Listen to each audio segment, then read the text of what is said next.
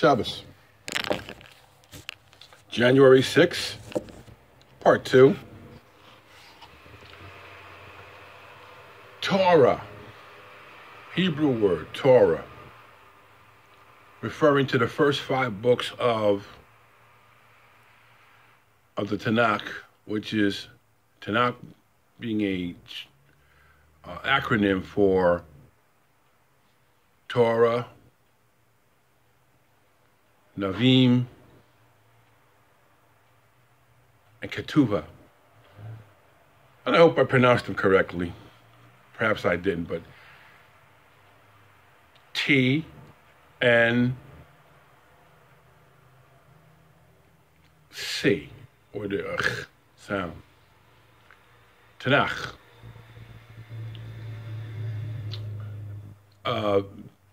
Refers to the Torah writings of Yahweh.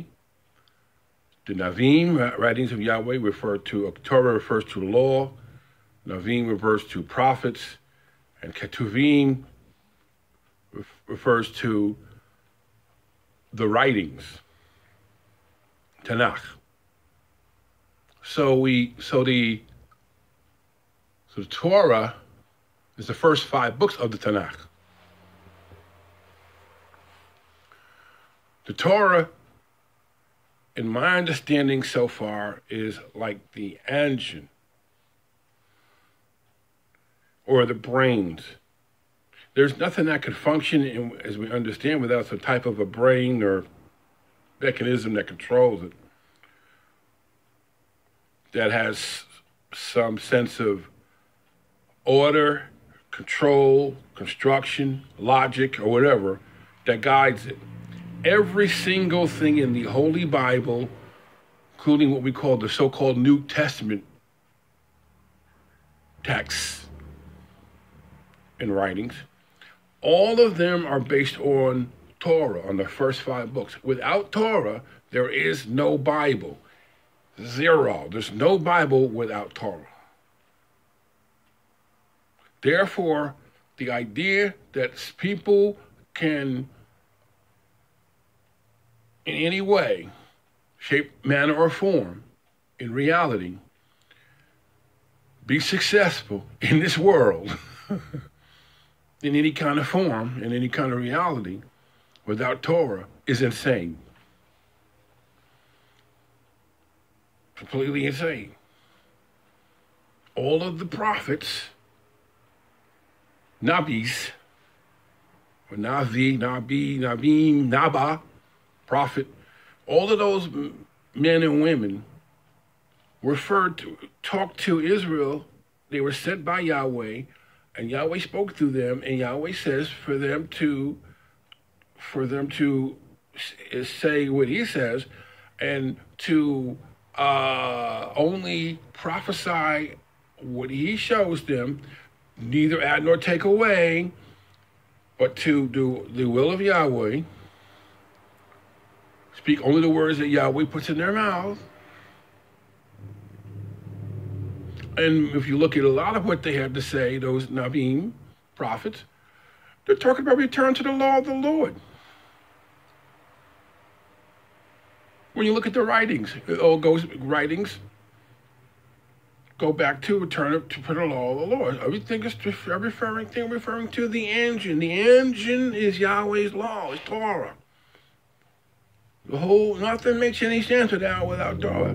So we have now a system. I was brought up under a system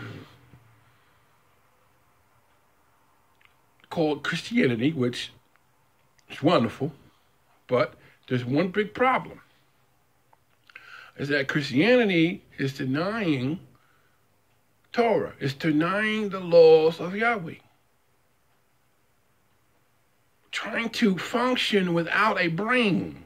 Here's Torah, here's the brain, and here's the Christianity is trying to function without the brain. It's trying to be an independent entity, and that has behavior. It alludes to things that are trying to break it away from Torah, from law, from the system, from the brain, from the mechanism. So it's trying to be an independent entity, and of course, if we look at the Apostle Paul's writings, and we look at all of our brethren and all of our Yahweh saints and Yahushua, who is Yahweh in the flesh, we look at all of them, they're all referring to, in some manner, shape, or form, they're all referring to Torah. It all goes back. All those who want to deny that, that's like, actually, it's just like getting worse. So it's like a system that's drifting further from life, out to space, out to chaos. And that's exactly where the perverts out here want it to go. All of the faggots, murderers, psychopaths, lowlifes,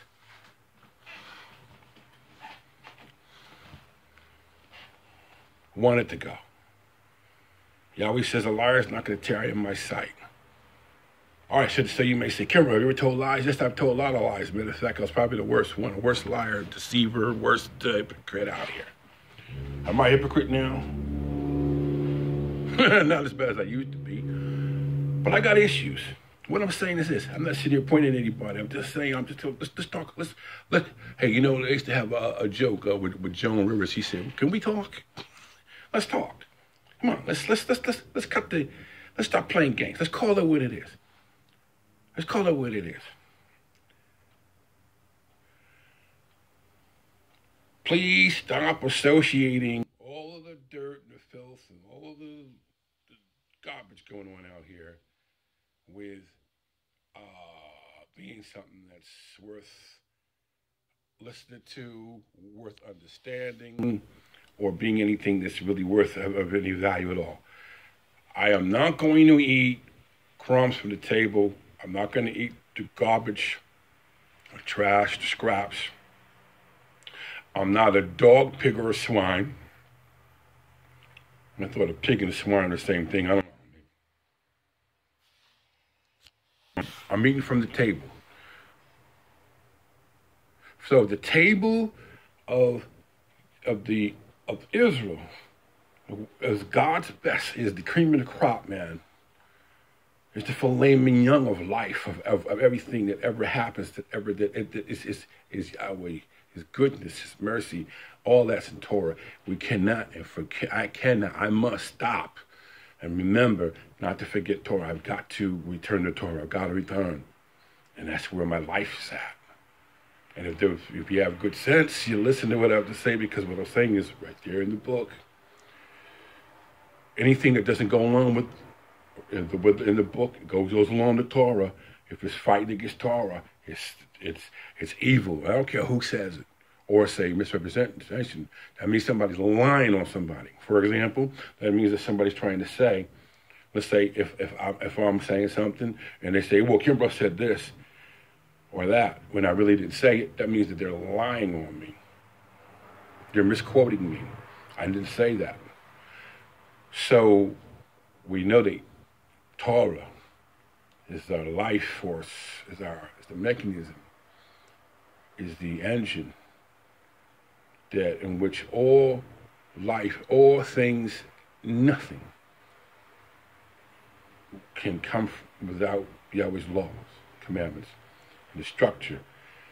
Then we see the Navim and the prophets, and then we see the Ketuvim, which is the writings. Ketubah, we see the writings. All of that referred to Torah. Anything that is not consistent with Torah, with Yahweh's word, with the scriptures, law, and the prophets, scriptures being the writings, law being Torah, prophets being Navim, scripture, laws, and prophets, where Jesus, our Savior, came to save us, to Israel, to return Israel to the lost sheep, which I am one of house of Israel. Jesus said they refer to the scriptures, laws, and the prophets in his words. If it's not based on the scriptures, laws, and the prophets, then it's no good. It's not kosher. Peace. Shabbos.